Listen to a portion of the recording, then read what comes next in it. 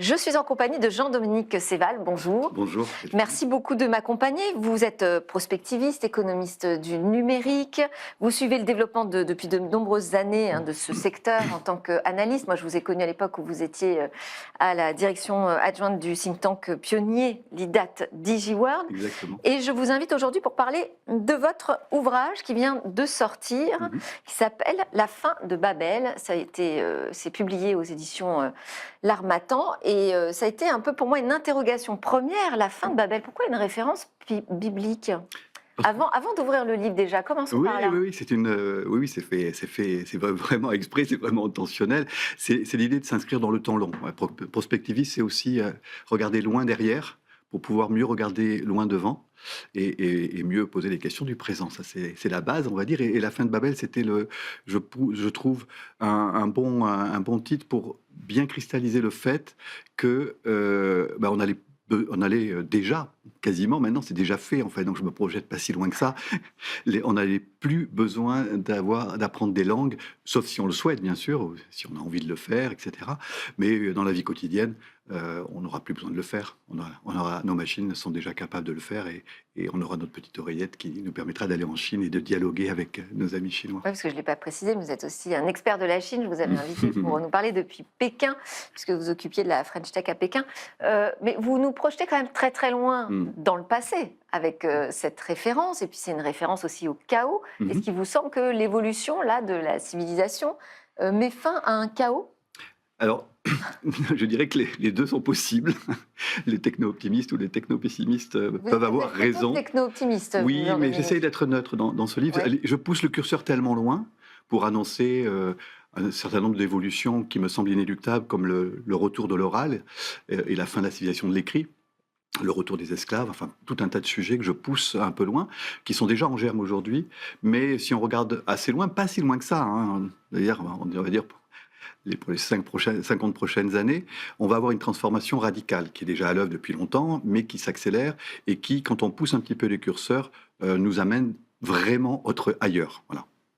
Alors, vous parlez de ce changement de civilisation, je trouve quand même que c'est globalement techno-optimiste, vous mettez des mais, évidemment, dans ce livre, mais vous parlez notamment de cette harmonie qui va pouvoir peut-être émerger de ce progrès, une harmonie entre l'homme, son environnement, qui comprend désormais les machines.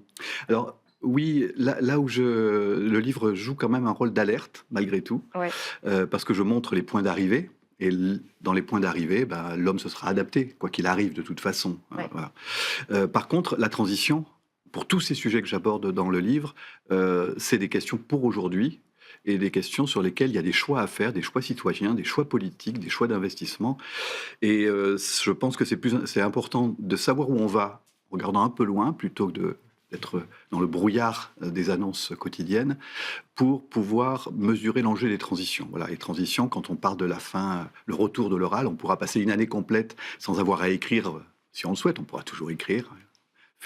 Écrire des livres, par exemple. Écrire des livres, où je pense qu'on les racontera plutôt.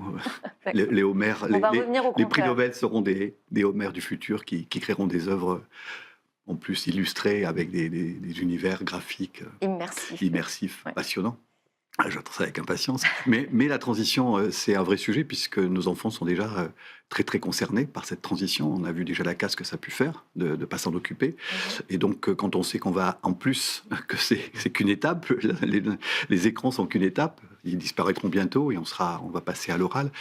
Comment on les accompagne? Comment l'éducation? J'ai un chapitre consacré à la fusion des méthodes éducatives et du numérique. On apprend à l'ère de l'oralité, quoi. Oui, c'est comme on apprend. L'IA générative, pour ça, est une étape intéressante parce qu'elle bouleverse beaucoup de choses. On voit bien, c'est un tsunami. 80% des élèves au lycée sont déjà confrontés à ça, l'utilisent quotidiennement. À la fac s'y met un peu plus, c'est un peu plus décortiqué, un peu plus préparé, mais pour des adultes.